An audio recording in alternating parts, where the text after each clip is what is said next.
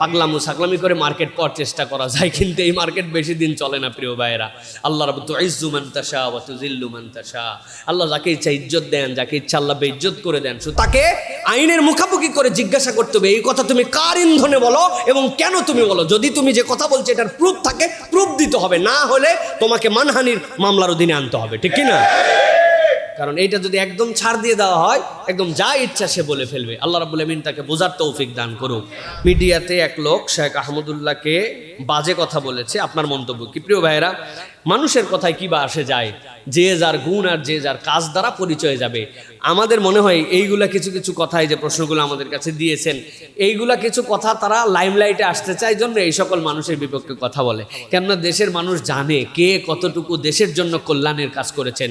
বাংলাদেশে কোনো বেসরকারি সংস্থা এখন পর্যন্ত শত শত কোটি টাকার চ্যারিটি ওয়ার্ক করছে। সেই কবে ফেনীর বন্যা হয়েছে, আপনারা সকলে সার্ভিস দিয়ে আসছেন, ঠিক না ভাই? সেই বন্যা হয়েছে নোয়াখালীতে, আপনারা সার্ভিস দিয়ে আসছেন। বন্যার কথা আপনারা ভুলে গেছেন, আসুন্নাহ ফাউন্ডেশন এখনো বলে নাই। এখন পর্যন্ত 2 বছর পার হয়ে যাওয়ার পরেও ওই মানুষগুলোকে ধারাবাহিকভাবে ঘর বানিয়ে দেওয়া হচ্ছে, ওই ফান্ডকে আলাদা করে রাখা হয়েছে। এই হিসাব করে করে এই কাজগুলো চলতেছে।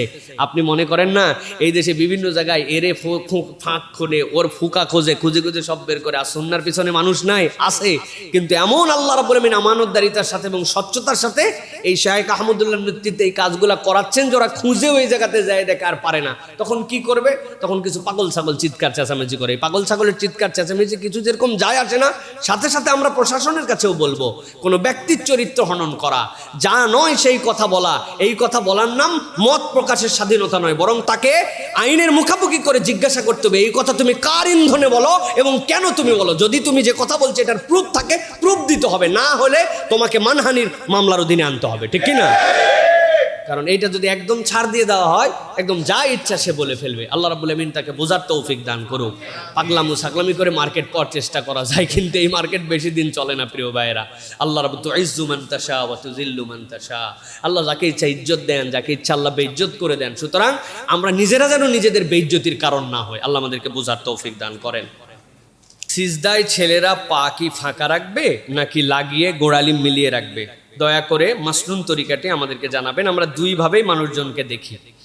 প্রিয় ভাইয়েরা, যখন পুরুষরা সিজদা দিবে, পুরুষরা যখন সিজদা দিবে, সিজদার ক্ষেত্রে মাসনুন তরিকা হচ্ছে তার পাটা সোজা রাখবে, আঙ্গুলগুলা বাঁকায় দিবে, কেবলার দিকে করে দিবে এবং 2 পায়ের মধ্যে ফাঁকা থাকবে। এটা সহিহ হাদিসের মধ্যে আসছে রাসূলুল্লাহ সাল্লাল্লাহু আলাইহি ওয়াসাল্লাম থেকে। যেরকম হাদিসের মধ্যে আসছে, কানা নবী সাল্লাল্লাহু আলাইহি ওয়াসাল্লাম ইযা রাকা বাসাতা। নবী করিম সাল্লাল্লাহু আলাইহি ওয়াসাল্লাম যখন রুকু করতেন, নবী করিম সাল্লাল্লাহু আলাইহি ওয়াসাল্লাম বাসাতা যহরা, তার পিঠটাকে একদম টান টান সোজা করে দিতেন। আমাদের ওস্তাদরা অনেক সময় উদাহরণ দিতেন যে বাসাতা যহরাহু মানে তার পিঠের উপর একটা কলসি রাখা যাবে, এরকম সোজা আল্লাহর নবী তার পিঠকে করতেন। এরপরে আসছে হাদিসের মধ্যে, ওয়াইদা সাজাদা ওয়াজ্জাহা আসাবিআহু কিবালাল কিবলাতি ফাতাফাজ্জা। আল্লাহ নবী সাল্লাল্লাহু আলাইহি সাল্লামের ব্যাপারে বলা হচ্ছে, যখন নবী করিম সাল্লাল্লাহু আলাইহি সাল্লাম সিজদায় চলে যেতেন তখন তার পাকে সোজা করতেন, নখগুলা ভাঁজ করে কিবলার দিকে দিতেন, ফাতাফাজ্জা। এরপর আল্লাহ নবী সাল্লাল্লাহু আলাইহি ওয়াসাল্লাম 2 পায়ের মধ্যে ফাঁকা থাকতে। ইবনে হাজার আসকালানী রাহমাতুল্লাহ ব্যাখ্যা করেছেন, ফাতাফাজ্জা মানে হচ্ছে ইয়ানি ওয়াসা বাইনা রিজলাইহি, 2 পায়ের মধ্যে তিনি তখন ফাঁকা রাখতেন। সুতরাং ফাঁকা রেখে কিবলার দিকে নখগুলাকে খাড়া করে দিয়ে এইভাবে সালাত আদায় করা, এটাই হচ্ছে উত্তম সিজদা দেওয়ার পদ্ধতি। হানাফি ফকি যারা অন্যান্য যে সকল ফকি আছেন তারা এটাই বলেছেন। তবে একটা হাদিসের মধ্যে ব্যতিক্রম কথা এসেছে, লাগায় যাওয়া, 2 পায়ে লাগায় দেওয়ার কথা আসছে, কিন্তু সেটাকে অন্যান্যরা মুহাদ্দিসরা এটাকে একটা বিচ্ছিন্ন বলেছেন, শাজ, মানে রেগুলার যে সকল হাদিস আসছে এর ব্যতিক্রম হিসাবে। এইটা লাগানো বা না লাগানোর দ্বারা আপনার নামাজের ভাস্ট কোনো ক্ষতি হয়ে যাবে না, কিন্তু আল্লাহর নবী যেই তরিকায় পড়েছেন সেই অনুযায়ী সিজদায় যাওয়ার সময় পা খাড়া থাকবে, নখগুলা কিবলার দিকে থাকবে, 2 পায়ের মধ্যে ফাঁকা থাকবে। এটাই স্বাভাবিক এবং মাসনুন পদ্ধতি। আমরা নিজেরা এই আমল করার জন্য চেষ্টা করব ইনশাআল্লাহ। রুকু সিজদায় যাওয়া বা ওঠার সময় কখন থেকে তাকবীর বলবো? কিছুটা চলে যাওয়ার পরে বা ওঠার পরে নাকি বলতে বলতে? দয়া করে এই বিষয়টি আমাকে জানাবেন।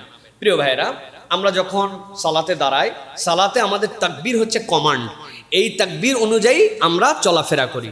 এখানে দুইটা গুরুত্বপূর্ণ বিষয় আছে, একটা হচ্ছে ব্যক্তিগত সালাত আর একটা জামাতের সালাত।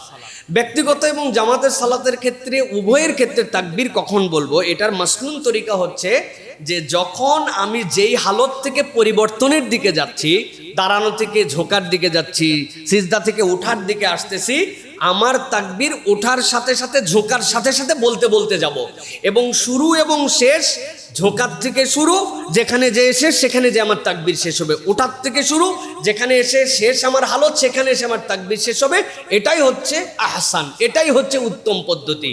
এর ব্যতিক্রম করাটা আমাদের অনুচিত। এর ব্যতিক্রম করলে কিছু ঝামেলা হতে পারে। একটা উদাহরণ দেই, ইমাম সাহেব ধরেন যে রুকুর থেকে উঠার পরে দাঁড়ায়া তারপরে বলে সামি আল্লাহু লিমান হামিদা। কি হতে পারে, কোনো ব্যক্তি যদি কোনো রাকাতকে কাউন্ট করতে চায়, শরীয়ত হচ্ছে ওই রাকাত কাউন্ট হবে যদি রুকুতে যে এক তাসবিহ পরিমাণ উনি তাসবিহ পেয়ে যায়, তাহলে তার রাকাত কাউন্ট হয়ে যাবে। এখন ইমাম সাহেব তো উঠে গেছে কিন্তু বলছে সামি আল্লাহু লিমান হামিদা, পরে একজন লোক আসছে এসে চট করে রুকুতে গেছে, উনি দুইবার সুবহানা রাব্বিয়াল আযীম পড়ে ফেলছে, অথচ ইমাম কিন্তু তখন দাঁড়ানো, তারপরে সে বলছে সামি আল্লাহু লিমান হামিদা, তাহলে তার রাকাত হবে না? হবে না, রাকাত কিন্তু হবে না। এই জন্য সতর্ক থাকতে হবে এইটা আমাদের, যে আমরা যখন থেকে শুরু করব তখনই বলবো। এবং অনেক মুসল্লির নামাজেও ঝামেলা হয়, মানুষ কেবলমাত্র ইমামের তাকবীরই শোনেন, ইমামকে দেখতে পায়। এখন ইমাম দেখা যাচ্ছে যে রুকু থেকে সিজদার কাছাকাছি যাওয়ার সময় বলতে শুরু করেছে আল্লাহু আকবার, অনেক লোক যাবে কি যাবে না, যাবে কি যাবে না, এরকম হালত তৈরি হয়ে যায়, হয় কি না প্রিয় ভাইরা? এই জন্য শরীয়তের বিধান হচ্ছে যে আমরা যখন থেকে যে হালত শুরু করব ওই হালত থেকে পরিবর্তনে যাওয়ার শুরু থেকেই বলবো, যেখানে যাই পরিবর্তন শেষ ওখানে শেষ করে দিব। এইভাবে আমাদেরকে আমাদের তাকবীরগুলা বলার জন্য চেষ্টা করতে হবে। আল্লাহ যেন বুঝার তৌফিক দান করেন। সর্বশেষ একটা জিনিস বলে শেষ করে দিব প্রিয় ভাইরা, আগামী জুমাইতে আমি আসবো না এখানে, এর পরের জুমায়, তারপরে আবার আপনাদের দেখা হবে ইনশাল্লাহ। সেটি হচ্ছে যে আমাদের জীবনে কোরআনুল কারীমের 4টা আমল আছে। আমরা অনেক সময় অস্থিরতায় ভুগি, অনেক সময় আমাদের সম্পদ নিয়ে, শত্রু নিয়ে আমাদের মধ্যে নানান ধরনের পেরেশানির মধ্যে চলে, নানান ধরনের শয়তানের ওয়াসওয়াসা চলে। কোরআনের 4টা আয়াতের আমল যদি আমরা একদম সহজ, সকলের জানা, এটা যদি আমাদের জীবনে রাখতে পারি এবং এর প্রতি যদি আমাদের বিশ্বাস আল্লাহ রাব্বুল আলামিনের প্রতি একদম 100% নিয়ে আসতে পারি, আমাদের জীবনটা অনেক ঝরঝরা লাগবে। অনেকে আমাদের কাছে বলেন এই ঝামেলা, সেই ঝামেলা, শত্রু, পেরেশানি, মামলা, মোকদ্দমা, এই সেই শয়তানের ওয়াসওয়াসা, ঠিকঠাক মতো চলতে পারি না। আমি আপনাদের কাছে 4টা আয়াতের কথা বলি। একটা হচ্ছে মানুষের যে ক্ষতিগুলা করে, এর একটা হচ্ছে কুদৃষ্টি দেয় মানুষের প্রতি। এই কুদৃষ্টির কারণে আমাদের অনেক ক্ষতি হয়। রাসূলুল্লাহ সাল্লাল্লাহু আলাইহি ওয়াসাল্লাম বলছেন, একটা মানুষকে যদি মানুষ মেরে ফেলতে পারতো, তাহলে মালাকুল মউতের বাইরে তার কুদৃষ্টিতেও মানুষ মেরে ফেলতে পারে, সুস্থ মানুষকে অসুস্থ করে দিতে পারে। তো এই জন্য কুদৃষ্টির থেকে বাঁচার জন্য একটা আয়াতের আমল আমরা করব, সেটা হচ্ছে মাশাআল্লাহ লা হাওলা ওয়ালা কুওয়াতা ইল্লা বিল্লাহ। এইটা আমরা বেশি বেশি আমাদের আমলের মধ্যে রাখবো, মাশাআল্লাহ লা হাওলা ওয়ালা কুওয়াতা ইল্লা বিল্লাহ। এইটা হচ্ছে কুদৃষ্টি থেকে, এই সংক্রান্ত বিষয় থেকে আমাদেরকে হেফাজত করবে। 3 নম্বর, আমি যেন একটু নির্ভর থাকতে পারি, আমার মনটা যেন স্ট্রেসহীন থাকে এবং আমার শত্রুর থেকে যেন আমি হেফাজতে থাকতে পারি। আল্লাহ রাব্বুল আলামিন এর জন্য একটা আমাদের জন্য আয়াতে কারিমা দিয়েছেন, সেটা কি? আমরা বলবো ওয়া উফাউযিদু আমরি ইলাল্লাহ, ওয়া উফাউযিদু আমরি ইলাল্লাহ, ওয়া উফাউযিদু আমরি ইলাল্লাহ। আমার সব কিছু আমার আল্লাহর কাছে সমর্পণ করে দিলাম। সুবহানাল্লাহি ওয়া বিহামদিহি। রব্বুল আলামিন আমার এইগুলা দেখবেন। এইটা হচ্ছে 2 নম্বর। 3 নম্বর, শয়তান আমাদেরকে ধোঁকা দেয়।